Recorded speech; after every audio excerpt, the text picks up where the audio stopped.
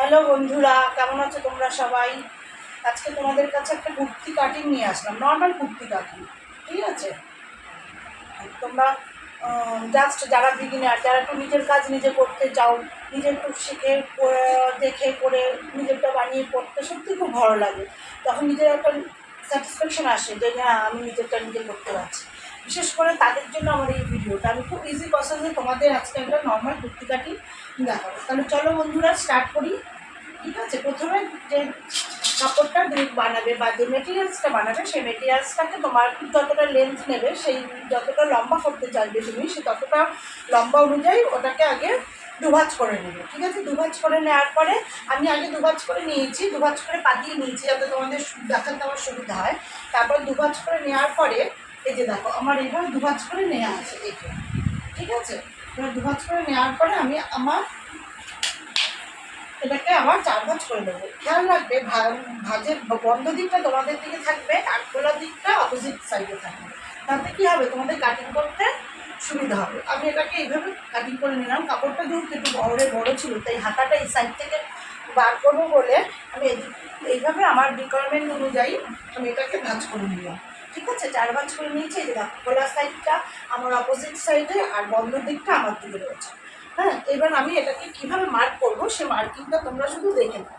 হ্যাঁ, প্রথমে আমরা কী নেবো, লম্বা নিয়ে নিলাম। আমার যেহেতু কাস্টমারের লেন্থ বলে দিয়েছিল যে 46 থেকে 44 অবধি ডালবে, তাহলে কাপড়টা সেরকমই গায়েটাই আসছে, 1 ইঞ্চি বেশি আছে। সবসময় তোমরা 1-1.5 ইঞ্চি যতটা লেন্থ থাকবে তার থেকে 1-1.5 ইঞ্চি তোমরা বড় করে নেবে লম্বা। ঠিক আছে, তাহলে শুরু করি। প্রথমে আমরা কি করব, যে আমাদের যে মেজারমেন্ট আছে সেই মেজারমেন্ট অনুযায়ী আমি কাটিংটা করব। এবার তাহলে আমি প্রথমে নেবো শোল্ডার। সবসময় শোল্ডারের হাফ নেব। আমার শোল্ডার আছে এখানে 15, আমি সেখানে কত নেবো, 7.5। যেহেতু একটুখানি সেটা সামনে ব্রড গলা হবে, আমি তাই 1 ইঞ্চি কম নেব। আমি এখানে নেব 14 হাফ 7। আমি এখানে 7 ইঞ্চি নিয়ে নিলাম। এবার আর্মহোলের জন্য নেব, আর্মহোল আমি এখানে নেব 7.5। যেহেতু একটু আমার হচ্ছে একটু হেলদি ফিগার আছে, তাই আমি নেব 7.5। হয়ে গেল আমার আর্মহোলের শেপ দেওয়া। এবার নেব আমি হচ্ছে চেস্ট বা বডি, ফুল চেস্ট আছে হচ্ছে 48। তাহলে 48কে আমি যদি 4 দিয়ে ভাগ করি তাহলে কত হবে, 12 আসবে। 4-12 48। তাহলে আমি এখানে কততে, 12তে মেজারমেন্ট করে নেবো। আর হচ্ছে হাফ কোয়ার্টার ইঞ্চি আমি লুজিং রাখবো।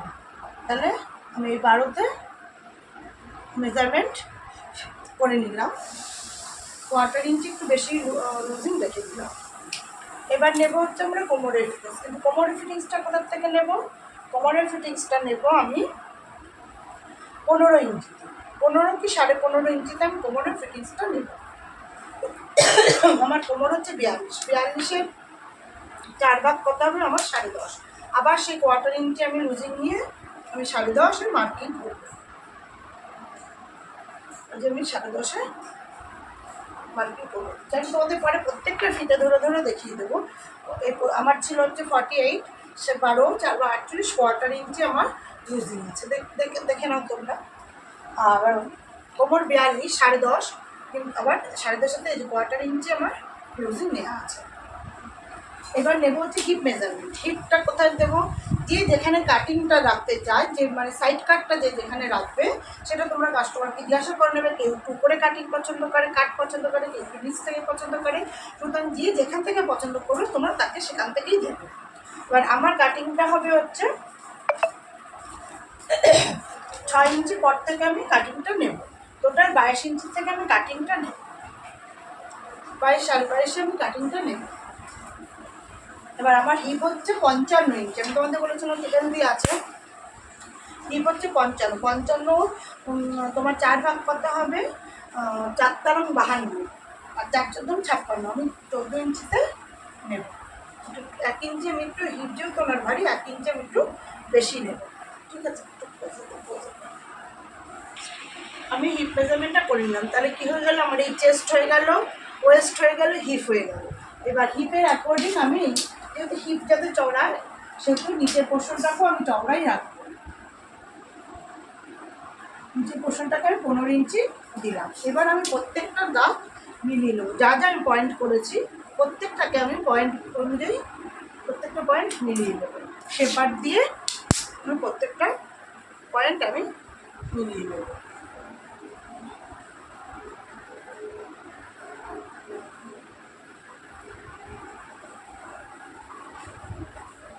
এবার 1.5 ইঞ্চি করে আমি এক্সট্রা কাপড় রাখবো। অনেক সময় কাপড় কটনের হলে সিং করে যায়, তখন আমার যাতে খুলে আমার পরে দিতে পারি, সেই জন্য আমি হামেশা 1.5 ইঞ্চি, তোমরাও সবসময় 1.5 ইঞ্চি এক্সট্রা মার্জিন রাখবে। যদি কাপড়ে হয় তাহলে তোমরা সবসময় 1.5 ইঞ্চি এক্সট্রা মার্জিন রাখবে। এখান থেকে আমার কাটিং হবে, তাই আমি এখানে একটা মার্ক করে দিলাম। এবার কি করবো, এবার আমি আর্মহোলের শেপ দেব, ঠিক আছে? আর্মহোলের আমি শেপটা দিয়ে দিলাম। এবার আমি ফ্রন্ট গলা করবো। আমার এই ফ্রন্ট গলা আছে 9 ইঞ্চি আর ব্যাক গলা আছে 4 ইঞ্চি। সুতরাং আমি তাহলে আগে মেজারমেন্টটা করে আমি ফুট রাখবো আমি 4 ইঞ্চি। ওকে, আমি ফ্রন্টে হচ্ছে আমার 9 ইঞ্চি হবে, বুঝলে? ওই 9 ইঞ্চি মেজারমেন্ট করে নিলাম। নিয়ে এবার স্কেল দিয়ে আমি একটা স্ট্রেট লাইন ড্র করে নেব। এবার আমার সামনে নেকটা হচ্ছে পান শেপের, তাই এখানে আমি আর পান শেপটা ড্র করলাম না, আমি ফিউজিং পেপারের উপরে আমি পান শেপটা ড্র করব, তাই আর এখানে আমি তোমাদের দেখালাম না। আমি তাও তোমাদের একটা জাস্ট একটা আইডিয়ার জন্য আমি তোমাদের দেখিয়ে দিই যে শেপার ফ্রেঞ্চ কার্ভ স্কেল দিয়ে পানগলা খুব সুন্দর করা যায়। প্রথমে তোমরা ফ্রেঞ্চ কার্ভটাকে এভাবে উল্টে নেবে, নিয়ে এইভাবে একটা মার্ক করে নেবে, নিয়ে এবার হাতের সাহায্যে তোমরা এটাকে একটু সুন্দর করে শেপ দিয়ে দেবে। হাতের সাহায্যে তোমরা এটাকে সুন্দর করে একটা শেপ দিয়ে দেবে, দেখবে সুন্দর একটা পান শেপ আমরা পেয়ে যাবো। তবে আমি এখানে এটাকে কাটছি না, কারণ আমি ফিনিশিং পেপার উপরে কাটবো, তাই এটাকে আমি এইভাবে রেখে দিলাম যাতে তোমাদের বোঝার সুবিধার জন্য। আর এর পেছনের গলা হচ্ছে তোমার 4 ইঞ্চি, পেছনে নর্মাল রাউন্ড শেপ, সেটাকেও আমি ড্র করে রেখে দেব, পরে আমি এটাকে কাটবো। আর 1/4 ইঞ্চি আমি শোল্ডার ডাউন দিয়ে দিয়েছি। এবার ফ্রন্ট আর্মহোলের জন্য 1/2 ইঞ্চি তোমরা একটা শেপ দিয়ে নেবে, যাতে সামনের শেপটা সুন্দর হয়। তোমাদের তাহলে আমি আশা করি বোঝাতে পারলাম। তোমরা ফুল এটা একটু দেখে নাও যে কুর্তিটা কোথায়, তোমাদের যদি কিছু বোঝার অসুবিধা হয় বা তোমাদের কারো কোনো যদি কোয়ারি থাকে অবশ্যই আমাকে কমেন্টের মাধ্যমে জানাবে, আমি তোমাদের যতটা সম্ভব আমি সাহায্য করব। এবার এই নিচে সবসময় একটা শেপ দিয়ে নেবে, যাতে আমাদের কুর্তিটা ঝুলে না পড়ে। সবসময় এখানটা একটা 1/2 ইঞ্চি 1 ইঞ্চি যতটা তোমার কাপড়ের রিকোয়ারমেন্ট আসবে ততটা তোমরা এখানে একটা শেপ দিয়ে দেবে। এবার আমি কি করব, প্রত্যেকটা যা মার্জিন আছে মার্জিন অনুযায়ী আমি কেটে নেব। প্রথমে যে আমি শেপটা দিয়েছি সেই শেপ অনুযায়ী আগে নিচটাকে আমি কেটে নিচ্ছি, কেটে নিলাম।